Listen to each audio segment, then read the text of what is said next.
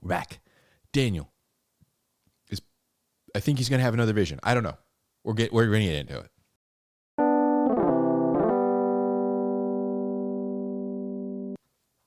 We're in Daniel 11, second to last chapter. There's another ruler now. Daniel has lived through Nebuchadnezzar, Belshazzar, Darius, Cyrus. No, he has not lived through Darius yet. Who's the other one? Oh, yeah, there was a Darius, and then Cyrus, and possibly another Darius again. I don't know. Someone else look it up. How many Dariuses there were with the Medo-Persian Empire. Boom. Boom. Let's do it.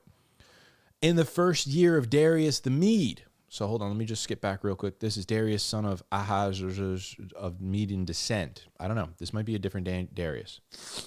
Sorry, I just burped some seltzer and my nose is buzzing now. Anyway, in the first year of Darius the Mede, I arose to be an encouragement and a protection for him.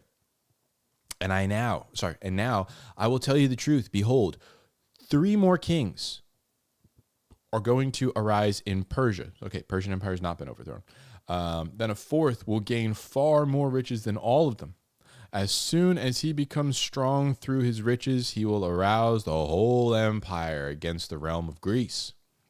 And a mighty king will arise, and he will rule with great authority and do as he pleases. But as soon as he has arisen, his kingdom will be broken up and parceled out toward the 4 points of the compass. Though not of his own descendants, nor according to his authority which he wielded, for his sovereignty will be uprooted and given to others besides him. And the king of the south will grow strong, along with one of his princes, who will gain ascendancy over him and obtain dominion. His dominion will be a great dominion indeed. After some years, they will form an alliance, and the daughter of the king of the south will come to the king of the north to carry out a peaceful arrangement, but she will not retain her position of power, nor will he remain with his power, but she will be given up, along with those who brought her in, and the one who sired her, as well as he who supported her in those times. But one of the descendants of her line will arise in his place, and he will come against their army and enter the fortress of the king of the north, and he will deal with them and display great strength. Also, their gods with metal images and with their precious vessels of silver and gold, and he will take into captivity. He will take into captivity to Egypt. The sentence doesn't make any sense. I'm so sorry. Also, their gods with their metal images and their precious vessels of gold and silver he will take into captivity to Egypt. Oh, okay, sorry. And he is on his part, and he on his part will refrain from attacking the king of the north for some years. Then the latter will enter the realm of the king of the south, but will return to his own land. His sons will mobilize and assemble a multitude of great forces. One of them will keep on coming and overflow and pass through, that he may again wage war up to his very fortress. And the king of the south will be enraged and go forth and fight with the king of the north. Then the latter will arise, a great multitude, but the multitude will be given into the hand of the former. When the multitude is carried away, his heart will be lifted up and cause tens of thousands to fall. Yet he will not prevail, for the king of the north will again rise with a greater multitude than the former. And after an interval of some years, he will press on with a great army and much equipment. Now in those times, many will rise up against the king of the south. The violent ones among your people will also lift themselves up in order to fulfill the vision, but they will fall down. And the king of the north will come, cast up a siege ramp and capture a well-fortified city, and the forces of the south will not stand their ground, not even their choicest troops, for there will be no strength to make a stand. But he who comes up against him will do as he pleases, and no one will be able to withstand him. He will also stay for a time in the beautiful land, and with destruction in his hand. He will set his face to come with power with the power of his whole kingdom, bringing with him a proposal of peace, which he will put into effect. He will also give him the daughter of women to ruin it. But she will not take a stand for him or be on his side. Then he will turn his face to the coastlands and capture many, but a commander will put a stop to his scorn against him. Moreover, he will repay him for his scorn.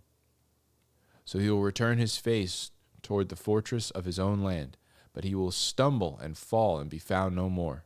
Then in his place one will arise, who will send an oppressor through the jewel of his kingdom. What does that mean? Probably Jerusalem and its temple. Okay. Let me just get that one again. Then in his place one will arise who will send an oppressor through the jewel of his kingdom. Yet within a few days he will be shattered, though not in anger nor in battle. In his place a despicable person will arise, on whom the honor and of kingship has not been conferred. But he will come in a time of tranquility and seize the kingdom by intrigue.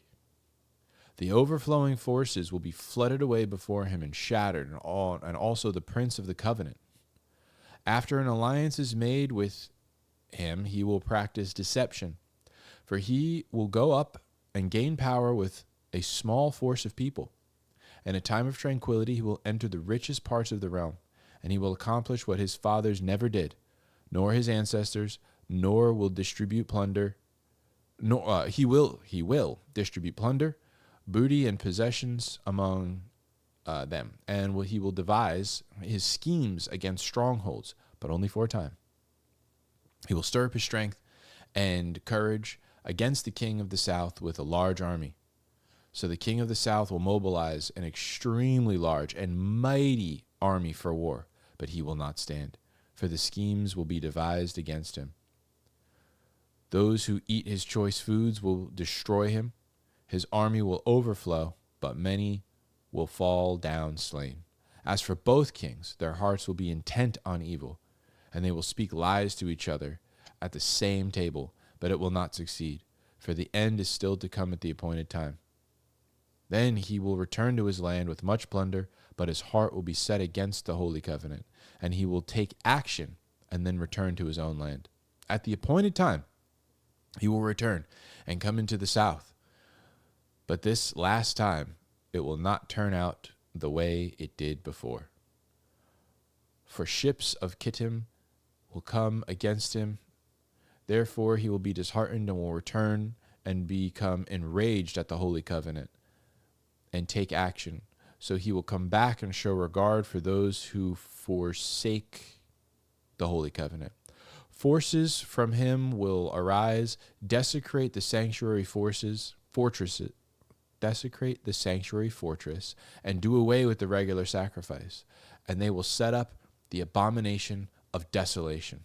By smooth words he will turn to godlessness those who act wickedly toward the covenant. But the people who know their God will display strength and take action. Those who have insight among the people will give understanding to the many. Yet they will fall by the sword and by flame, by captivity and by plunder for many days. Now when they fall, they will be granted a little help. So many will join them in hypocrisy.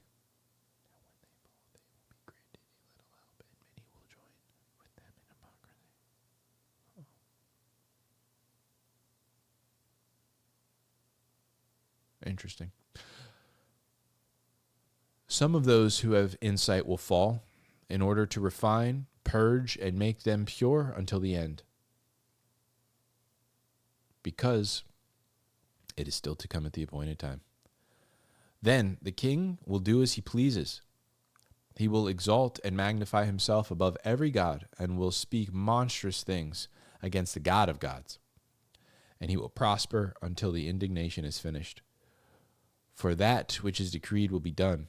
He will show no regard for the gods of his fathers, or for the desire of women, nor will he show regard for any other god, for he will magnify himself above them all.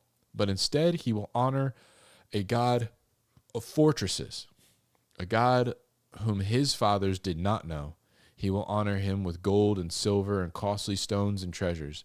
He will take action against the strongest of fortresses with the help of a foreign god. He will give great honor to those who acknowledge him and will cause them to rule over many, and he will parcel out land for a price. At the end time, the king of the south will collide with him, and the king of the north will storm against him with chariots and horsemen and many ships. He will enter countries, overflow them, and pass through. He will also enter the beautiful land, and many countries will fall. But these will be rescued out of his hand: Edom, Moab, and the foremost of the sons of Ammon. Then he will stretch out his hand against other countries, and the land of Egypt will not escape. But he will gain control over the hidden treasures of gold and silver, and over all the precious things of Egypt. And Libyans and Ethiopians will follow at his heels. But rumors from the east and from the north will disturb him, and he will go forth with a great wrath to destroy and annihilate many. He will pitch the tents of his royal pavilion between the seas and the beautiful holy mountain. Yet he will come to his end, and no one will help him. Whoa! That is an extremely confusing, convoluted passage. There's no names. So a lot of the kings of the north and the he's and the what's the who'sies is a lot to go through. And the reason why I'm not going to jump in to that I'm choosing to not. Because one, I think it's important that we finish chapter 12.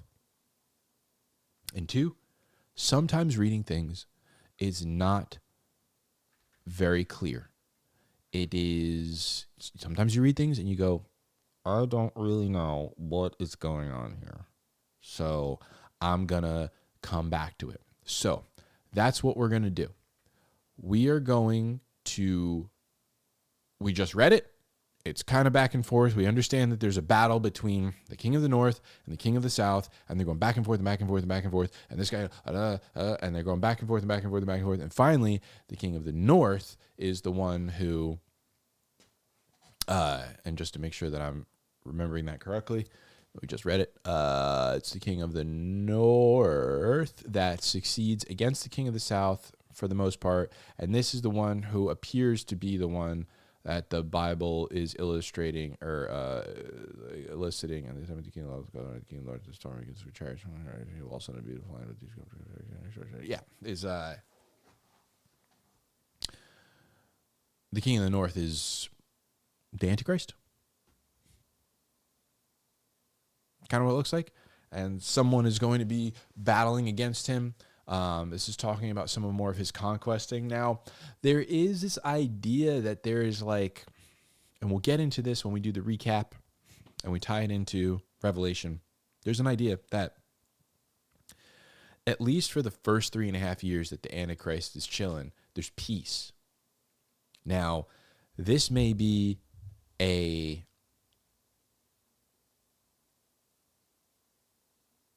it's given authority to him to wage war against the saints. We know that. We read that in Daniel 7. We also know that from Revelation. We'll get there. So that's going to be happening. We don't know when exactly that's going to kick off, if that's, like, if there is a rapture, if it's after that, if it's in tandem with it, if there is no rapture, and that's kind of like when there's one in the field, there's two in the field, and then one will be taken. It's talking about that. We're getting taken like that. Taken out. But we'll get there. It might be in chapter 12, I don't remember, but there's an idea that there's going to be like a time of peace. and there's going to be no war. And I don't remember exactly where this is. We might be getting to it in the next chapter. I might be getting a little ahead of myself. It may be in Revelation. I'm getting way ahead of myself. But I do recall that there's like this idea that there's going to be some peace and that there's going to be a break of the peace. He's going to violate some of the peace things. So this might be talking about just after that. I don't really know. I can't remember. Let's read chapter 12 tomorrow, and then we'll get a real idea of what's going on here. Cool. Sweet. Sometimes this is how reading the Bible is. So I want to let that chill there. Don't really know exactly 100% of what's going on. Got the general idea. Let's see if we can put some finer points on it once we come back to it. Thank you for watching. I will see you in the next one. Read your Bible.